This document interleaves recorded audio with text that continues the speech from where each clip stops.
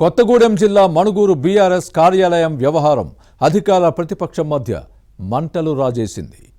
Car party కార్యాలయంపై Congress శ్రేణులు దాడి చేసి స్వాధీనం చేసుకోవడం ఇప్పుడు వివాదాస్పదమైంది. తెలంగాణ భవన్ కాస్త ఇందిరమ్మ భవన్గా పేరు మారింది.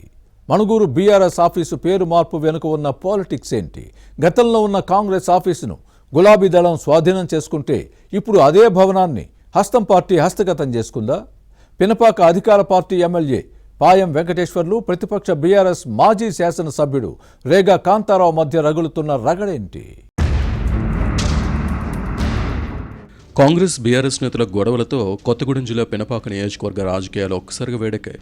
కాంగ్రెస్ ఎమ్మెల్యే పాయం వెంకటేశ్వర్లు, బీఆర్ఎస్ మాజీ శాసనసభ్యుడు రేగా కాంతారావు మధ్య రాజకీయ రగడ తారాస్థాయికి చేరింది. మణుగూరు బీఆర్ఎస్ పార్టీ కార్యాలయంపై కాంగ్రెస్ శ్రేణులు దాడి చేయడం చర్చనీయాంశంగా మారింది. తెలంగాణ భవన్లోని ఫర్నిచర్ బయటపడేసి తగులుపెట్టి రంగులు మార్చి ఇందిరమ్మ భవన్గా పేరు మార్చడం వివాదాస్పదమైంది. కాంగ్రెస్ శ్రేణులు తరలి రావడంతో వారిని నియంత్రించడం పోలీసులకు కష్టంగా మారింది. దాడి సమాచారం తెలియగానే బీఆర్ఎస్ నేతలు, కార్యకర్తలు అక్కడికి చేరుకుంటే పరస్పరం దాడులకు పాల్పడే అవకాశం ఉందని భావించిన పోలీసు అధికారులు 144 సెక్షన్ విధించారు. ప్రశాంతంగా ఉన్న మణుగూరులో ఈ దాడి తర్వాత ఉద్రిక్తంగా మారింది. రేగా కాంతారావు 2009లో తొలిసారి కాంగ్రెస్ ఎమ్మెల్యేగా గెలిచారు. ఓ దాత ఇచ్చిన స్థలంలో చందాలతో పార్టీ కార్యాలయం నిర్మించారు రేగా. 2018లో రేగా రెండోసారి హస్తం పార్టీ శాసనసభ్యుడిగా ఎన్నికైన తర్వాత కాంగ్రెస్కు హ్యాండ్ ఇచ్చి కారెక్కారు. పార్టీ మారడమే కాదు, ఏకంగా కాంగ్రెస్ కార్యాలయం రంగులు మార్చి తెలంగాణ భవన్గా పేరు పెట్టారు రేగా. పార్టీ కార్యాలయం కబ్జా చేయడంపై అప్పట్లోనే కాంగ్రెస్ నేతలు నిరసన వ్యక్తం చేశారు. హస్తం పార్టీ ఆఫీసుకు రంగు మార్చి బీఆర్ఎస్ ఆఫీస్గా మార్చడాన్ని గత ఎన్నికల ప్రచారంలో అప్పటి టీపీసీసీ చీఫ్ రేవంత్ రెడ్డి తప్పుపెట్టారు. కాంగ్రెస్ అధికారంలోకి వచ్చిన తర్వాత బుద్ధి చెప్తామని వార్నింగ్ ఇచ్చిన విషయాన్ని గుర్తుపెట్టుకోవాలి. హస్తం పార్టీ ప్రభుత్వం ఏర్పడి వచ్చే నెల మొదటి వారానికి 2 ఏళ్లు పూర్తవుతుంది. కానీ మణుగూరు పార్టీ కార్యాలయం స్వాధీనం జోలికి వెళ్లలేదు.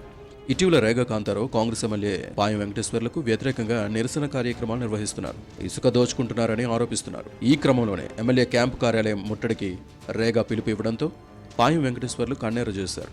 దీంతో కాంగ్రెస్ శ్రేణులు బీఆర్ఎస్ కార్యాలయంపై దాడి చేసి రంగులు మార్చి ఇందిరమ్మ భవన్గా పేరు పెట్టి సంబరాలు చేసుకున్నాయి. బీఆర్ఎస్ ఆఫీస్పై హస్తం పార్టీ నేతల దాడిని మాజీ ఎమ్మెల్యే రేగా కాంతారావు తనకు అనుకూలంగా మలుచుకుని రాజకీయం చేస్తున్నారు. తన హత్యకు ఎమ్మెల్యే పాయం వెంకటేశ్వర్లు కుట్ర చేశారన్నది ఈ మాజీ శాసనసభ్యుడి ఆరోపణ. నాయకుడిని బట్టే వారసత్వం వస్తుంది. తాను కేసీఆర్ బాటలో నడుస్తుంటే ఎమ్మెల్యే పాయం సీఎం రేవంత్ రెడ్డి మార్గాన్ని ఎంచుకున్నారనేది రేగా వాదన.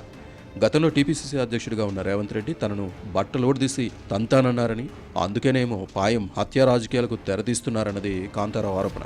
2028లో తెలంగాణలో అధికారంలోకి వచ్చేది గులాబీ పార్టీయేనని, అప్పుడు కాంగ్రెస్ నేతలకు బుద్ధి చెబుతామన్నది Rega warning. BRS working president కూడా ఇదే మాట వినిపించడంతో పినపాక నియోజకవర్గంలో రాజకీయాలు వేడెక్కాయి. మాజీ ఎమ్మెల్యే రేగా కాంతారావుకు దూకుడెక్కువ.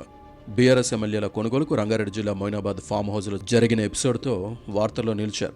రేగా దూకుడుతో తనకు ఇబ్బందులు తప్పవేమోనని భావిస్తున్న పాయం వెంకటేశ్వర్లు ఈ మాజీ శాసనసభ్యుడికి అడ్డుకట్ట వేయాలని భావిస్తున్నారని కాంగ్రెస్ వర్గాల్లో వినిపిస్తోంది. రాజకీయంగా దెబ్బ కొట్టాలనే వ్యూహంలో భాగంగానే మణుగూరు తెలంగాణ భవన్పై దాడి చేయించి స్వాధీనం చేసుకున్నారన్న ఆరోపణలున్నాయి. ముళ్ళును ముళ్ళుతోనే తీయాలన్నట్టు కాంగ్రెస్ ఆఫీసును స్వాధీనం చేసుకుని బీఆర్ఎస్ కార్యాలయంగా మార్చిన రేగా కాంతారావుకు ఇప్పుడు పాయం వెంకటేశ్వర్లు ఆ భవనాన్ని స్వాధీనం చేసుకుని రేగాను దెబ్బకొట్టి ఆత్మరక్షణలోకి నెట్టారు. తనకు ఎదురులేదని ఎగిరెగిరిపడినా, తిరుగులేదనుకుని మిడిసిపడినా పరిస్థితి ఇలానే ఉంటుందని కారు పార్టీలోనే గుసగుసలు వినబడుతున్నాయి. పినపాకలో కాంగ్రెస్ బీఆర్ఎస్ నేతల మధ్య జరుగుతున్న వార్ మున్ముందు ఎలాంటి పరిణామాలకు దారితీస్తుందో చూడాలి.